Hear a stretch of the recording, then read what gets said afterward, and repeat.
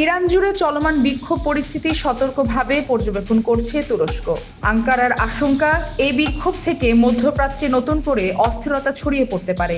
যদিও দীর্ঘদিন ধরে ইরান ও তুরস্ক আঞ্চলিক প্রতিদ্বন্দ্বী, তবুও ইরানের সার্বভৌমত্ব ও স্থিতিশীলতার রক্ষা তুরস্কের কাছে অগ্রাধিকার বলে জানিয়েছে দেশটি।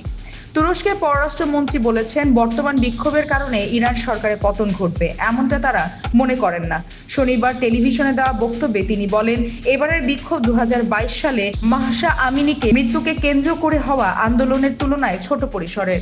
তবে কিছু বিশ্লেষক এই বক্তব্যের সঙ্গে একমত নন। তাদের মতে 1999 সালের পর ইরানের এত বড় আকারের বিক্ষোভ আর দেখা যায়নি। বিশেষ করে তরুণদের অংশগ্রহণ এবারের আন্দোলনকে আরও তাৎপর্যপূর্ণ করে তুলেছে। ফিদান মনে করেন, ইরান গত 3 দশকে নেওয়া উচ্চাকাঙ্ক্ষী আঞ্চলিক ও বৈশ্বিক নীতির মূল্য এখন দিচ্ছে। এসব নীতির ফলেই পশ্চিমা দেশগুলোর কঠোর নিষেধাজ্ঞা দেশটির অর্থনীতিকে দুর্বল করেছে। এর প্রভাব সরাসরি পড়েছে তরুণ প্রজন্মের জীবনে, যারা মূল্যস্ফীতি ও বেকারত্বের মতো সমস্যায় ভুগছেন। তিনি বলেন, বিক্ষোভকারীদের বড় অংশ তরুণ, যারা সরকারের প্রতি স্পষ্ট বার্তা দিচ্ছে। তার আশা, ইরান সরকার সেই বার্তা বুঝতে পারবে। বিক্ষোভের পেছনের শক্তি নিয়েও মন্তব্য করেন তুরস্কের পররাষ্ট্রমন্ত্রী। তিনি অভিযোগ করে বলেন, ইসরায়েল ইরান সরকারকে অস্থিতিশীল করতে এই বিক্ষোভে প্রস্তাব বিস্তার করছে।